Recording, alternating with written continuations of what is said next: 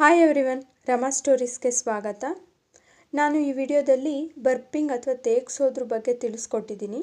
ನೀವೇನಾದರೂ ನಮ್ಮ ಚಾನಲ್ನ ಮೊದಲನೇ ಸಾರಿ ನೋಡ್ತಿದ್ರೆ ದಯವಿಟ್ಟು ಸಬ್ಸ್ಕ್ರೈಬ್ ಮಾಡ್ಕೊಳ್ಳಿ.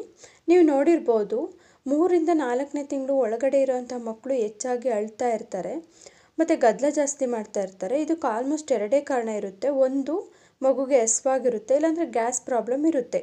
ಮಕ್ಕಳು ತಾಯಿ ಹಾಲು ಕುಡಿದ್ರೂ ಅಷ್ಟೇ ಅಥವಾ ಬಾಟಲ್ ಹಾಲು ಕುಡಿದ್ರೂ ಅಷ್ಟೇ, ಹಾಲನ್ನು ಸೇವಿಸುವಾಗ ಗಾಳಿನೂ ಕೂಡ ಅವರು ಸೇವಿಸಿರ್ತಾರೆ.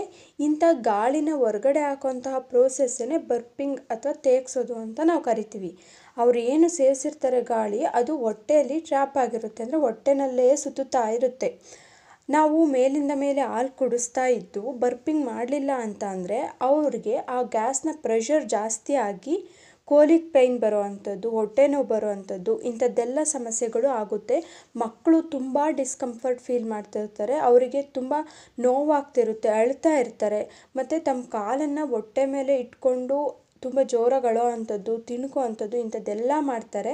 ಇದೆಲ್ಲನೂ ಕೂಡ ಬರ್ಪಿಂಗ್ ಮಾಡದೇ ಇದ್ದರೆ ಗ್ಯಾಸ್ ಆಗಿ ಆಗುವಂತಹ ಸಮಸ್ಯೆಗಳಾಗಿರುತ್ತೆ. ಆದ್ದರಿಂದ ಬರ್ಪಿಂಗ್ ತುಂಬ ಮುಖ್ಯ.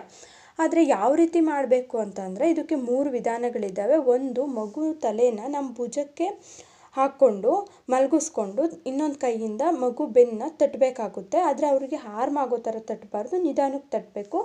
ಇನ್ನೊಂದೇನು ಅಂದರೆ ನಮ್ಮ ತೊಡೆ ಮೇಲೆ ಕೂರಿಸ್ಕೊಂಡು ತಲೆಗೆ ಮತ್ತು ಎದೆ ಭಾಗಕ್ಕೆ ಆಧಾರವಾಗಿ ಒಂದು ಕೈಯನ್ನು ಕೊಟ್ಟು ಇನ್ನೊಂದು ಕೈಯಿಂದ ಬೆನ್ನು ತೊಟ್ಟಬೇಕಾಗುತ್ತೆ.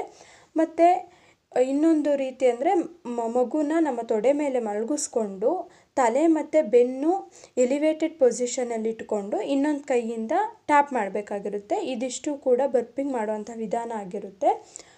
ಯಾವಾಗ ಮಾಡಬೇಕು ಬರ್ಪಿಂಗ್ನ ಅಂದರೆ ಒಂದು ಕಡೆ ಬ್ರೆಸ್ಟ್ ಫೀಡ್ ಆದಮೇಲೆ ಮಾಡಬೇಕು ಮತ್ತು ಇನ್ನೊಂದು ಕಡೆ ಮಾಡಿ ಪೂರ್ತಿ ಫೀಡಿಂಗ್ ಮುಗಿದ ಮೇಲೆ ಒಂದು ಸರಿ ಮಾಡಬೇಕು. ಬಾಟಲ್ ಫೀಡ್ ಮಾಡೋ ಆಗಿದ್ದರೆ 60ರಿಂದ 70 ml ಕುಡಿಸಿದ ಮೇಲೆ ಮಾಡಬೇಕು ಮತ್ತು ಪೂರ್ತಿ ಫೀಡಿಂಗ್ ಆದಮೇಲೆ ಒಂದು ಸರಿ ಬರ್ಪಿಂಗ್ ಮಾಡಬೇಕಾಗುತ್ತೆ.